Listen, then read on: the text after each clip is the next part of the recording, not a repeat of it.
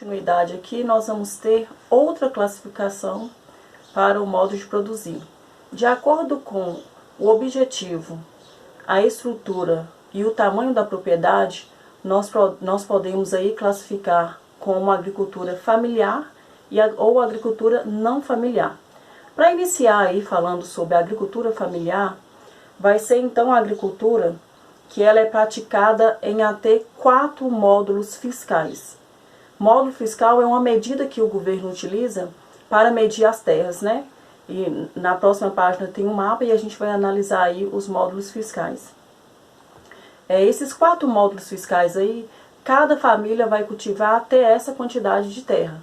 Geralmente são apenas uma família aí que vai atuar realizando esse trabalho. Pode ser que algumas, quando se utilizam, né, quando se juntam em cooperativas, ultrapasse essa quantidade, mas geralmente é a própria família. Geralmente essa agricultura familiar, ela vai utilizar então a mão de obra familiar, né? Vai ser algo aí hereditário, né? Que nós vimos que lá atrás, antes de a gente ter uma urbanização, quanto mais numerosa fosse uma família, quando eles residiam no campo, melhor era, né? Era sinônimo de prosperidade, de ajuda, porque aí teríamos uma mão de obra numerosa ajudando aí nessa prática agrícola. Então isso aí vai vir desde lá de trás, né, hereditariamente passadas aí para as gerações futuras. Então muitos aí continuam com essa prática, continuam presos aí na terra e realizando essa prática. Geralmente é a própria família que organiza todo o processo de produção, tanto o trabalho como a organização aí da área a ser cultivada. Não utilizam aí tecnologias modernas, não vão utilizar sementes transgênicas, utiliza-se sementes crioulas. Sementes crioulas são sementes que são produzidas pela própria família, né? E seriam sementes selecionadas. Eles vão selecionar as melhores sementes, né, das produções passadas e utilizam na próxima produção. Dizem que as primeiras sementes a serem trazidas para serem cultivadas são herança dos astecas, maias e incas, né? Dentre de outros povos aí que antigamente viviam aqui.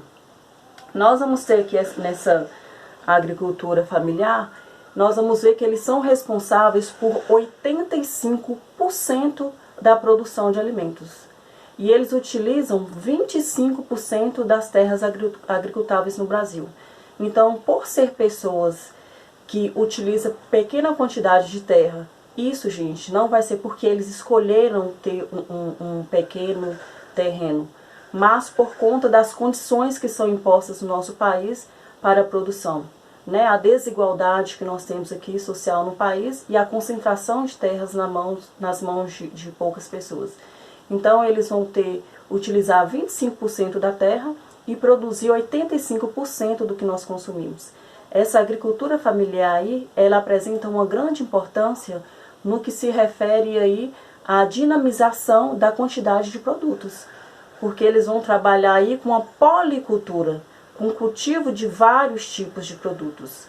Na outra forma de trabalho, que nós vamos ver que é a não familiar ou patronal, eles trabalham de uma maneira diferente, né? Se fosse todos patronal, nós teríamos aí alguns problemas.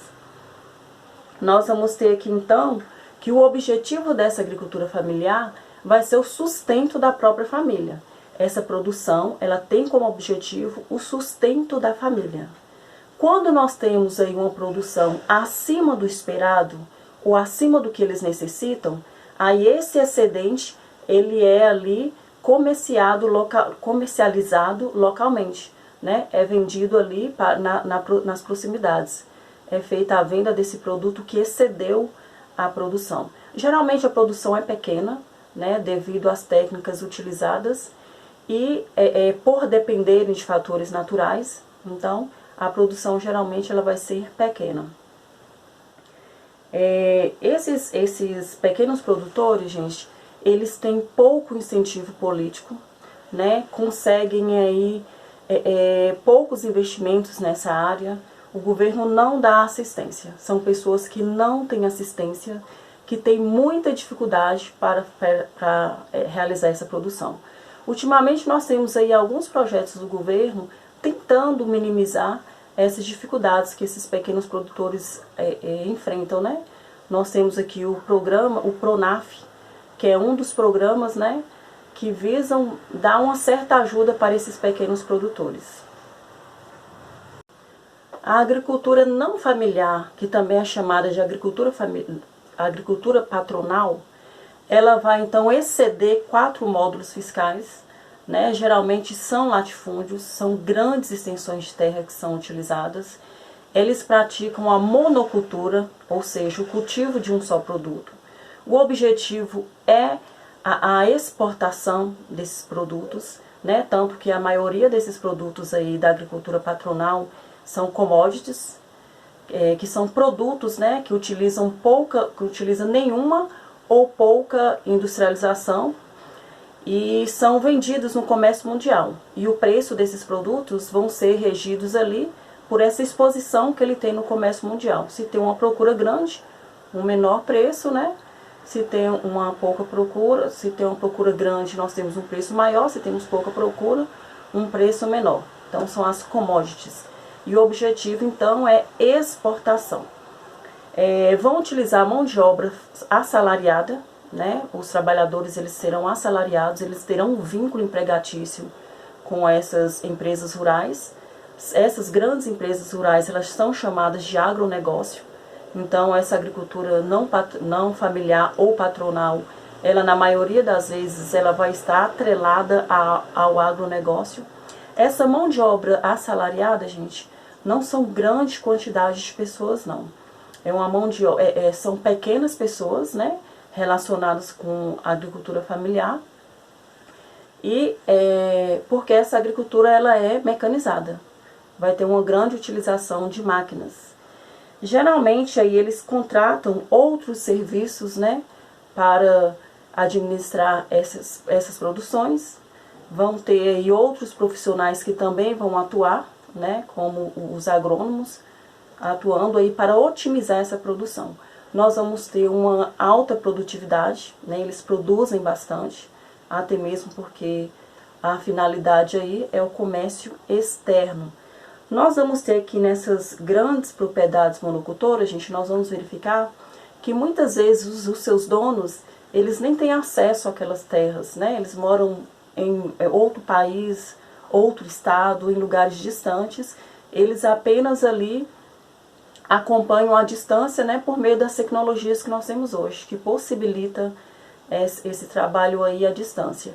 E isso pode apresentar para a gente muitas vezes um fator negativo, porque quando eu não tenho um vínculo ali com a terra, eu apenas exploro aquela terra e quero ter um lucro dela, eu não vou ter a menor importância, né, para os problemas ambientais que eu causo ali, pela desigualdade social que a minha produção tem causado, pelo empobrecimento de um povo ali do local. Então, assim, é ruim quando a pessoa não tem aquele vínculo direto, porque ela não se importa com isso. E aí a gente vai ver essa grande desigualdade aí na maior parte dessas produções que são regidas por esses tipos de pessoas. Porque eles não se importam ali com a comunidade local, eles não se importam com os problemas ambientais que são gerados por meio daquela produção, né? E nem nos impactos sociais. Então nós vamos ter um grande fator negativo em relação a isso. Pegando aqui na página 10, tem um mapinha, né, um mapa do Brasil, em que vai estar apresentando para a gente justamente aí o módulo fiscal. Então o módulo fiscal é uma medida, né, de terrenos estabelecidos pelo governo. Não tem um número exato, né, uma média exata para o país todo. Cada área vai apresentar um valor diferenciado. Isso vai estar dentro aí, a gente levar em consideração da quantidade de terra que é utilizada, né, que deve ser utilizada para tornar viável a exploração daquela terra.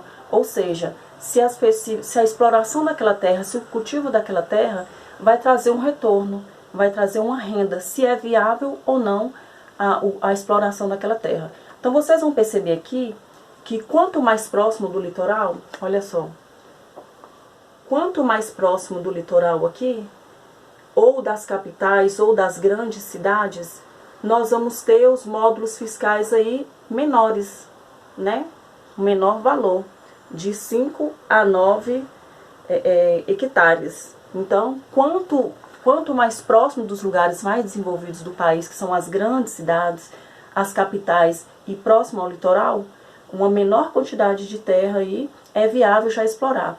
Quanto mais a gente for indo aí para o interior do nosso país, e vocês vão ver aí rumo à Amazônia, se tornam maiores esses módulos fiscais, ou seja, eu tenho que explorar uma quantidade de terra bem maior para tornar viável essa produção. Na página aqui 11, nós vamos ter alguns gráficos, né, que também vão trazer algumas informações para a gente. O que nós vamos ter aqui? A gente vai perceber que, como o agronegócio ele trabalha com uma maior produtividade, com uma maior renda, um maior lucro, são justamente eles aí que vão receber todos os benefícios do governo, né? Vai ser a menina dos olhos do governo. Por isso que o governo sempre fala, né, que o agro é pop, o agro é tudo, o agro é tech, o agro é vida. Porque vem trazendo ali, vem mexendo com grandes volumes, né, de rentabilidade. São pessoas bastante influentes. Nós sabemos muito bem que hoje quem manda e quem dita as regras são as empresas, são os empresários, né? Então eles têm aí um grande controle e poder político, né, sobre o nosso país e qualquer outro lugar. Então aí eles vão ser detentores aí também dos maiores investimentos feitos pelo governo. E analisando esses gráficos, olha só o que a gente vai ver. A agricultura familiar, que é esse que está de verde, eles vão ter aí, no total de produtores, né, eles vão corresponder a 84% dos produtores, ou seja, a maioria. Olha a quantidade aqui, gente, de estabelecimentos. 4 milhões e 300 mil estabelecimentos de pequenos produtores. Então, esses 4 milhões, eles vão trabalhar com 24% das terras agricultáveis no Brasil, né? Uma grande quantidade de pessoas trabalhando com a menor parcela de terrenos no Brasil. A mão de obra ocupada, a agricultura familiar, ela ocupa uma grande mão de obra, ou seja, socialmente ela é mais justa, né? Vai ocupar 74% do pessoal que trabalha aí na agricultura no Brasil, correspondente aí a uma média de 12 milhões de pessoas que trabalham. A agricultura não familiar ou agricultura patronal, ela vai corresponder a 15% dos produtores, né? Uma pequena quantidade de pessoas. Daí a gente vai tirar a concentração que nós temos no nosso país, gente. Nosso país nós temos uma grande concentração de terras, de rendas na mão de poucas pessoas. Eles vão trabalhar então aí com 75% da terra agricultável no Brasil e vai ocupar apenas 25% da mão de obra que trabalha aí nesse setor, tendo uma média aí de 4 milhões de pessoas apenas.